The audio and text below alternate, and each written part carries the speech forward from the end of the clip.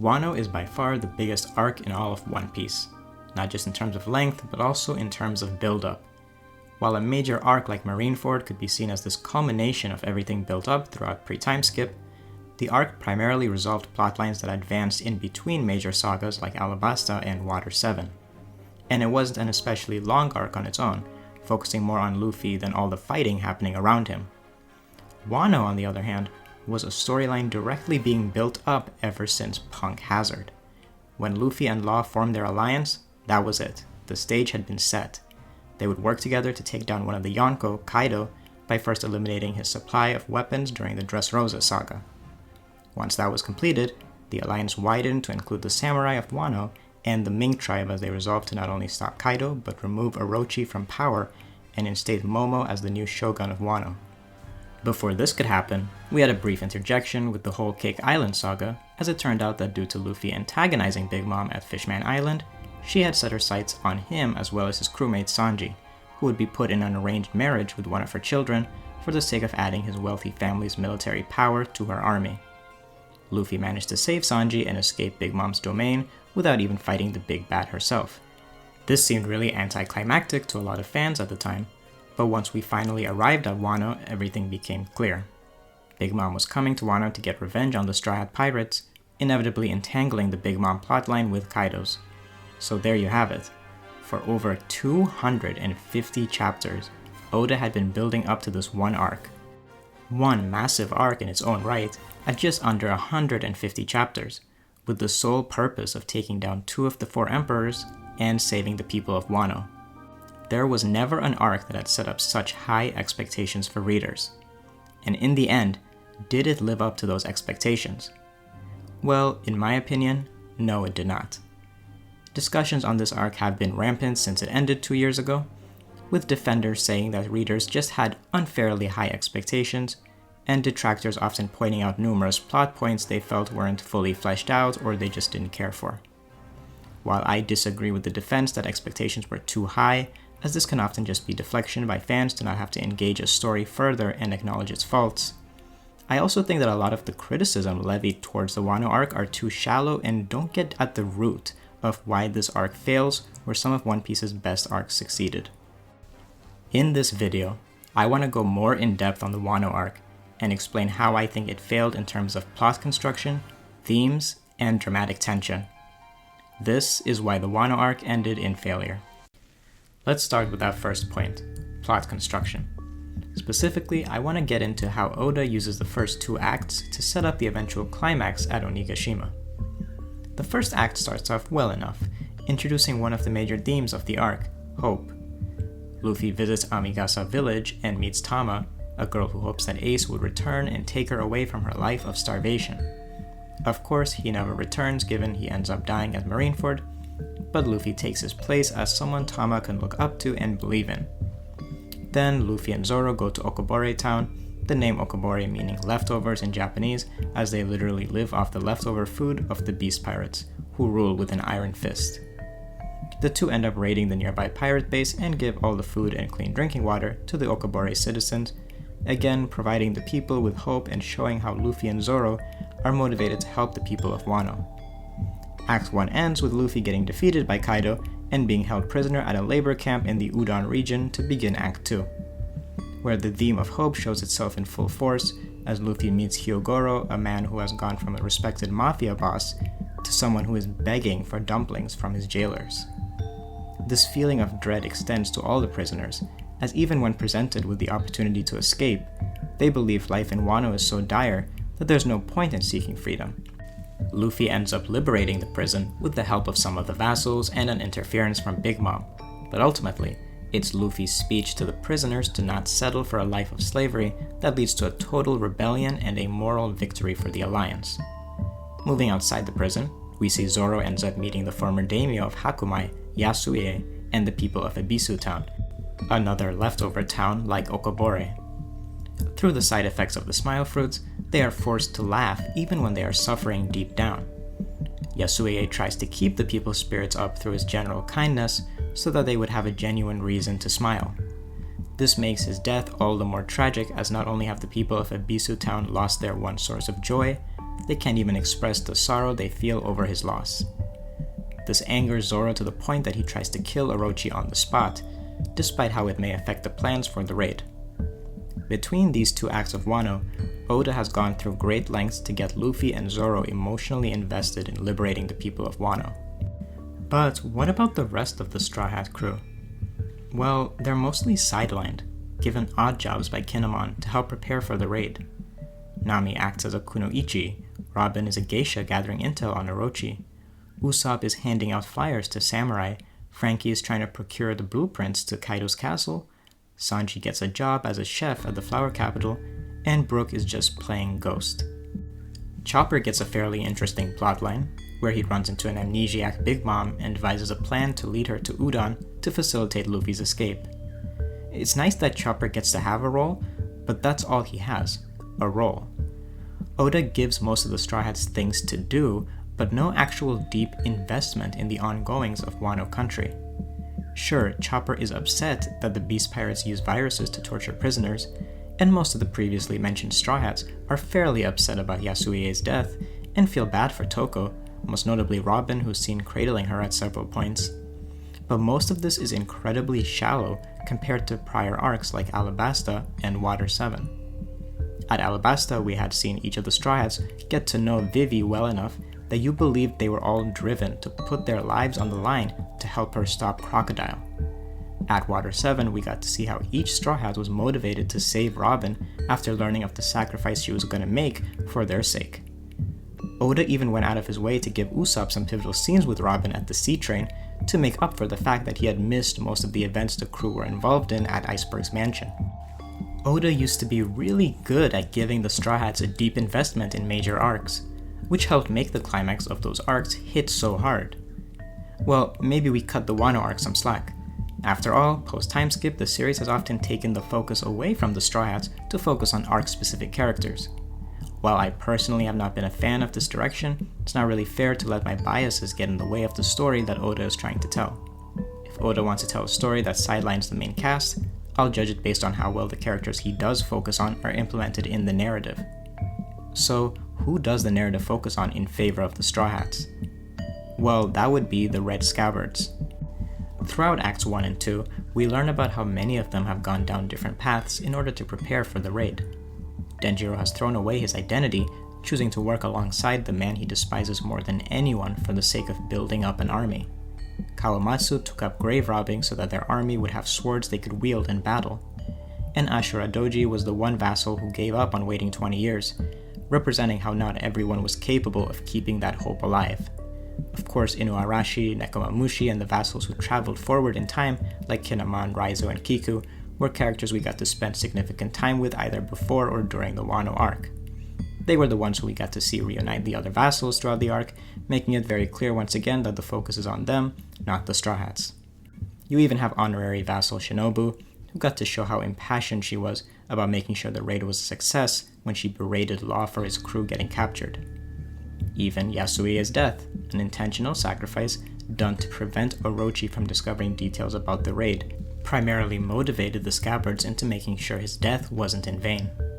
So with all of that said, judging this arc solely on the story that is being told rather than what I would have personally wanted, I would say that the story has done a fine enough job setting up the Scabbards arc of wanting to avenge Odin and liberate Wano, with Luffy and Zoro also getting some nice storylines establishing their own motivations. Well, that's all just setup. What matters now is how the arc pays off all of that in the climax. Act 3 starts, and after the Odin flashback, we're off to the races. The raid on Onigashima has commenced, and the Scabbards begin to fight Kaido fairly early in the arc. They are soundly defeated, and while they eventually recover from their wounds and rejoin the battle, from this point on, they are mostly background characters. Rather, the focus for the majority of the climax is actually on the Straw Hats.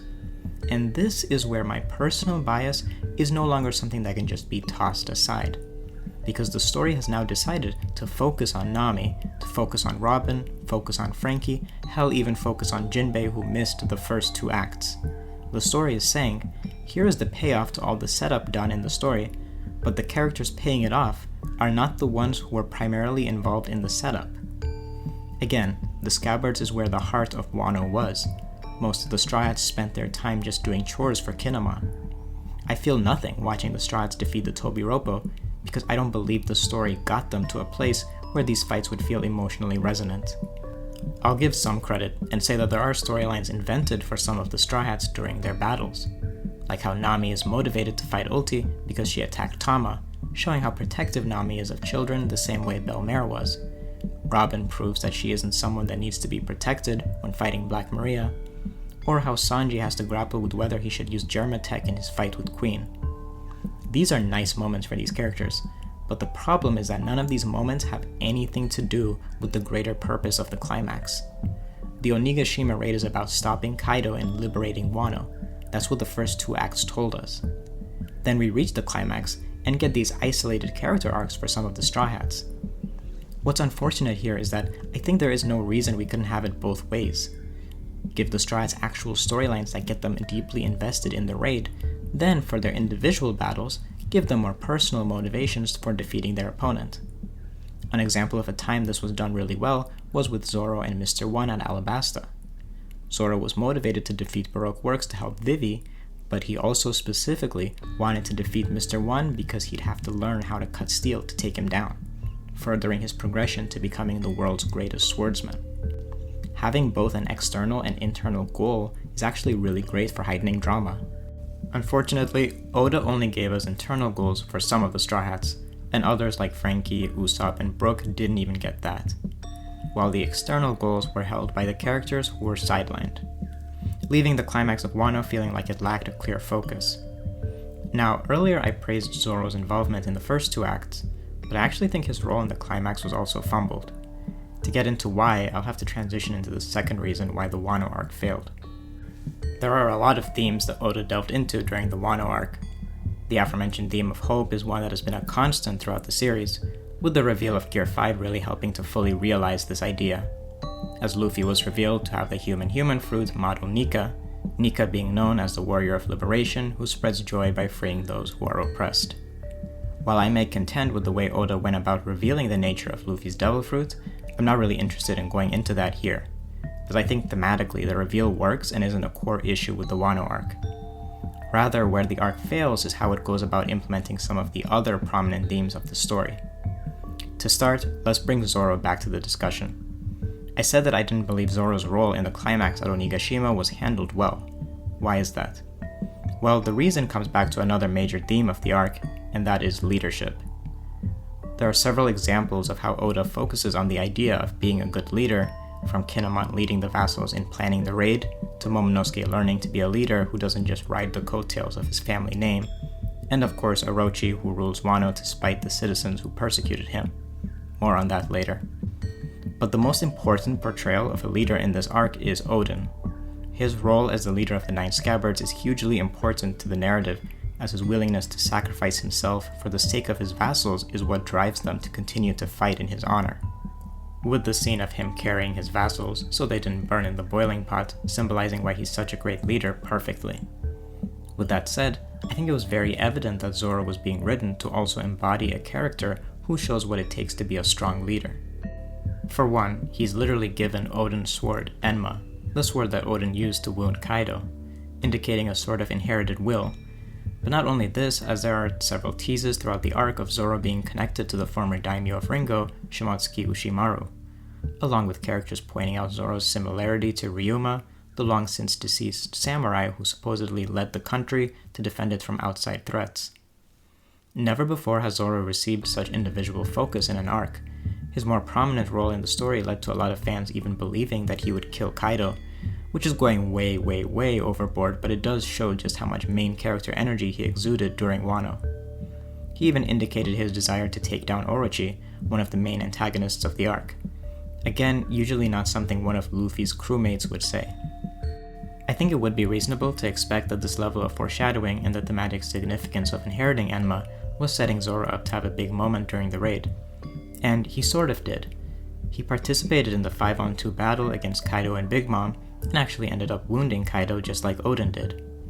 But after this, Zoro was removed from the rooftop fight, and was relegated to fighting the second in command of the enemy group, something that has become practically tradition for him at this point. There was no big moment of him acting as a strong leader, despite him actually awakening Conqueror's Haki, something typically only strong leaders have access to. And he never even met Orochi during the raid, despite setting up him wanting to take him down. Why set up so many interesting parallels and thematic connections for Zoro, only to have him practically play the same role he does in every arc climax? I think it would have been very fitting if Zoro took Yamato's place in fighting Kaido one-on-one while Luffy was incapacitated. Better yet, have Zoro lead the remaining Straw Hat crewmates in a group fight versus Kaido. It would have established how Zoro was a leader who could take over for Luffy when needed. Sure, this is just my own fanfiction, but I only say this out of frustration and confusion as I try to understand what the point was of writing Zoro the way Oda did this arc. As it stands, Zoro's character arc feels unfinished. Next, I want to discuss Kurozumi Orochi. When I first read chapter 971 and learned of the reason Orochi wanted to make the people of Wano suffer, I was taken aback. The Kurozumi clan were hunted down by vigilantes, Orochi included, simply because his grandfather had attempted to kill his fellow daimyo. Orochi himself was only guilty of being related to a criminal, but that was enough of a reason for people to wish death upon him. Discrimination was something that had already been brought up in the Oden flashback when the people of Kuri tried to burn down the Minks and Kawamatsu at the stake, but that was framed more so as an issue with the isolationism of the country, which is something that is yet to be resolved as the borders are still closed, so I think leaving that societal issue to be dealt with later is fine. Discrimination against clans, however, is an internal issue that has no reason not to be addressed during the Wano arc. So how does Orochi's story play out from here? Well, the raid ends with Denjiro beheading Orochi, but before Orochi fully succumbs, he curses the people of Wano, and Hiyori responds by saying, "Kurozumi was born to burn." Now, I want to be clear and say that I don't think Oda is trying to send the message that discrimination towards a family is justified. He made it very clear in an SBS that Hiyori was talking about just Orochi, and the reason she said Kurozumi is because it's a pun, as the family name means charcoal in Japanese, calling back to how Oden said Oden was born to boil, Oden being the name of a food that the character believes is best served boiled. I can appreciate the play on words Oda was going for, although I think it is still uncomfortable to read in the case of the Kurozumi line, as the pun comes from the family name and not the given name, so it can of course be easily read as her vilifying the entire clan. With all that said, I don't think Hiyori's line is the real issue here. She could have outright said Orochi was born to boil, and it still wouldn't change the fact that the narrative never addresses the inherent prejudice the people of Wano display. There is never a point in the Wano arc where the citizens realize the errors of their ways and learn to only judge people by their actions. It is because of the omission of any sort of resolution to the societal problem introduced through Orochi's flashback that the citizens of Wano can't be redeemed, and is why the Hiyori line leaves such a bad taste in the mouths of many readers. It's especially tone-deaf when you consider how Oda has covered the issue of being hated for who your parents are with Ace at Marineford. In case this gets brought up in the comments, yes, I know that the Kozuki clan didn't order the annihilation of the Kurozumis, but that doesn't really matter. The Kozuki clan are the ruling family of Wano, and thus when a group of civilians decide to enact their own sense of justice, it must be asked where these ideologies come from, and how the government contributes to it, whether through their inaction or their propagation of those beliefs. I find it really interesting that in the SBS post where Oda clarifies the Hiyori line, he actually reveals that Tama is a Kurozumi and says Hiyori doesn't hate Tama. Why did Oda bother to reveal that Tama is a Kurozumi outside of the actual story? The whole discrimination issue could easily be solved by making the reveal of Tama's family a plot point. Think about it. Tama ended up being such a great help during the raid that you could argue the Alliance couldn't have even won without her converting the Smile users to their side. If the fact that she was a Kurozumi was public knowledge, then during the ceremony and the epilogue, we could have seen the narrator that recounted the events of the raid explain that Kurozumi Orochi was defeated thanks to the help of Kurozumi Tama. Immortalizing Tama's contribution in the raid would force the citizens to come to terms with the fact that even if a member of a family is evil, that doesn't mean the rest of their family should be vilified. This feels like such a perfect solution that I almost feel like this had to have been Oda's initial plan with Tama, but we may never know. As it stands, the people of Wano feel like outliers among the list of nations that Luffy has made friends with. Nations like Drum, Alabasta, Ryugyu, and Dressrosa all end their respective arcs with the feeling that the people of those nations are pretty much morally righteous. One Piece is a very idealistic story, so the complexities of, say, a civil war at Alabasta aren't really explored. Once Crocodile is outed for his crimes, everyone kind of just learns to get along. It leaves the reader with the feeling that we have achieved a fairy tale happy ending. With Wano, it's different. Leaving Wano country, it feels like the people of the nation are fated to end up repeating history, essentially making the Straw Hats' efforts only a temporary solution. Continuing on with the idea of poor exploration of themes, we have a very prominent theme throughout not just Wano, but all of the New World era, and that is loyalty. Since the Straw Hat and Heart Pirates formed an alliance at Punk Hazard, we have seen several alliances featured in every subsequent arc. Kid, Hawkins, and Apu also formed an alliance at Punk Hazard, Doflamingo Kaido at Dressrosa, the Ninja Pirate Mink Samurai Alliance at Zou, and lastly Luffy Beige and Big Mom and Germa at Whole Cake Island. The commonality here is that any alliance not including Luffy, aka the ones featuring antagonists, all ended in disaster. And when you examine the dynamics between the characters in each alliance, it's clear to see why. The worst generation crews had a hard time getting along, with Kid's abrasive personality and Apu's untrusting nature leading to a fight nearly breaking out between the two. And then of course Apu ended up ratting out Kid and Hawkins to Kaido because he was an informant the whole time, which screwed everything up. Doflamingo worked for Kaido out of fear, and Big Mom planned on killing the Vinsmoke family and taking their tech from the get-go. These examples established that alliances that aren't formed based on trust and friendship are doomed to fail, while those formed by the kind-hearted and very trusting Luffy would always succeed. In the Wano arc, we saw by far the greatest alliance formed, in terms of power that is, as Emperors Kaido and Big Mom decided to work together so they could take over the world and find the One Piece. Seeing these two Goliaths side by side, it seemed like the writing was on the wall. Big Mom had already proven herself to be untrustworthy when it came to Germa 66, and in this case the foundation for the Beast Pirates alliance was even more shaky, as they openly admitted it was only temporary and that they would eventually resume trying to kill one another. So it was only a matter of time until she ended up betraying Kaido, further reinforcing the idea that alliances based on treachery never succeed.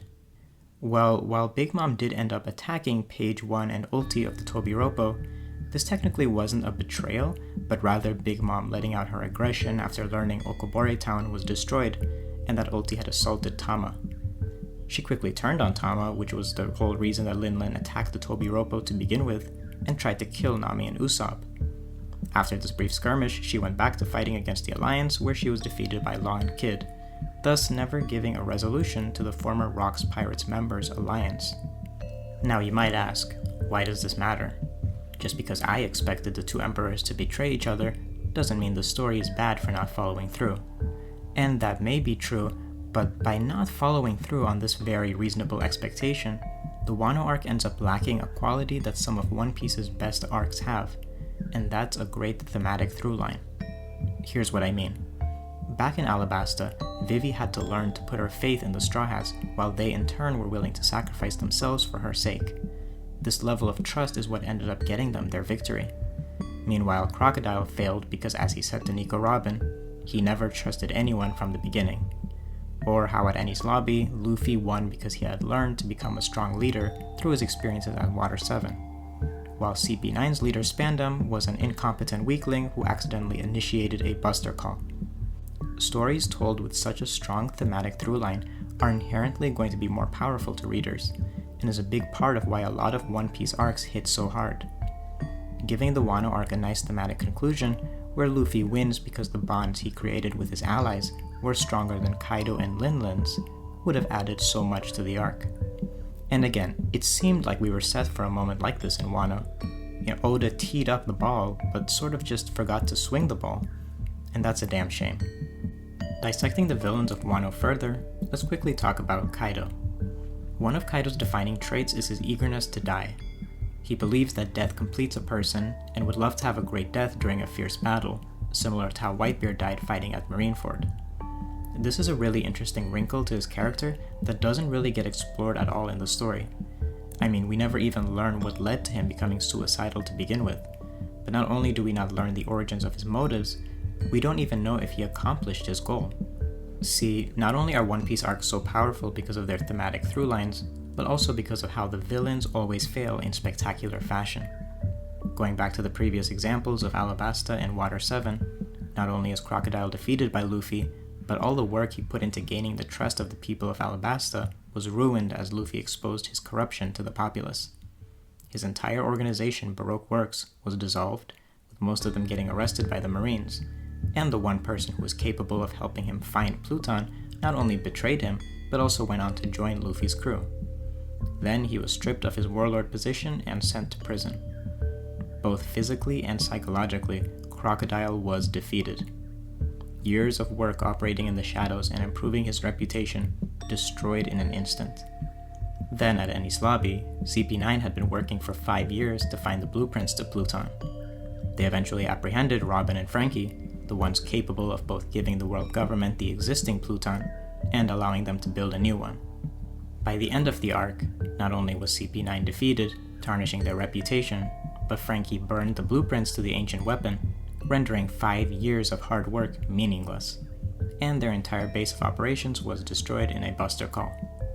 Again, like a Kaido Big Mom alliance ending in betrayal would lead to a more satisfying story, seeing Kaido not get what he wants, a meaningful death, would also tie a nice knot on the Wano arc. Kaido dying after his fight with Luffy in a massive volcanic eruption would certainly fulfill Kaido's goal, and thus dampen the impact of his defeat. But what's so frustrating about this conclusion is that we don't even know if he actually died. Chalk it up to Oda's terrible history with fake-out deaths, but we live in a world where seeing a character get knocked into a magma chamber and then be shot out in an explosion is not a guaranteed death. While I think it is more thematically appropriate that Kaido survives and is forced to rot in a prison for the rest of his life, the fact that this plot point goes unaddressed is in a way worse than just confirming without a shadow of a doubt that he is dead. At least killing him would give a sense of finality, but as it stands we're left with an arc that not only doesn't give a conclusion to the themes it set up, but also just doesn't give a proper conclusion period. Now on to the last argument for why Wano failed, and that is the lack of dramatic tension. But first, let's discuss what is tension in storytelling and why it's so important. Tension is what makes you care about seeing a conflict get resolved in a story. It's what leads to a heightened sense of stakes and makes you more emotionally invested in the primary characters, because we as readers enjoy seeing characters constantly have to overcome obstacles to achieve their goals. Without tension, readers have no reason to invest in said characters and thus have no reason to keep reading your story. One Piece has historically been fantastic at creating tension throughout its various arcs, but I would argue the Wano arc not only falls short of prior arcs in the series, but falls short by the standards of any average story at creating a compelling drama. To understand why, let's go over the central conflict of the arc. Once Luffy meets Kinemon at the ruins of Oden Castle, the setup for the arc is revealed. In 2 weeks, during the Fire Festival, Kaido and Orochi will host a feast at their military base called Onigashima. There, the Alliance will raid the island and take out the Beast Pirates, liberating Wano. This is a great setup for the story. Previous arcs have had similar plans laid out by the heroes, like going to Alabasta to warn the rebels about Baroque Works' plot, or going to Water 7 to repair the Going Merry, or even going to Dressrosa to destroy the Smile Factory. The main character setting up a plan that leads to the path of least resistance is very common, but what makes a story compelling is when conflict is introduced to derail the plan. So in the case of Alabasta, Baroque Works are sending assassins after the Straw Hats and Vivi, and due to the nature of the Grand Line, they can't sail directly to the country. Then when they actually reach Yuba, they find that the rebel army has relocated, meaning that they don't have enough time to stop the war. That's the conflict. That creates tension as now the crew has to improvise. Looking at Water 7, the money needed to repair the ship is stolen, and it turns out the ship is beyond repair anyways.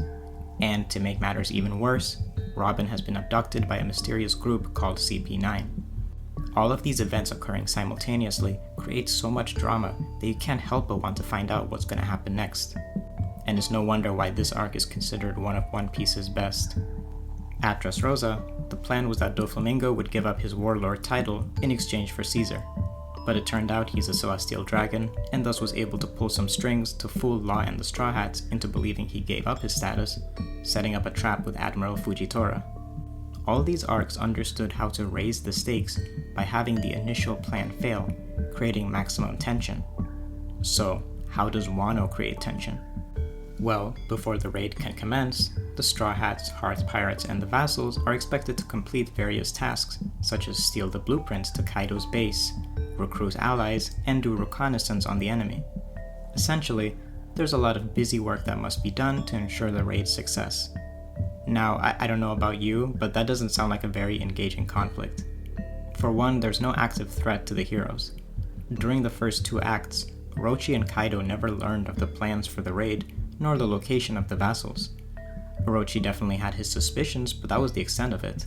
The story certainly tried to find other ways to inject tension into the arc, but it is always diffused because the plan is never compromised.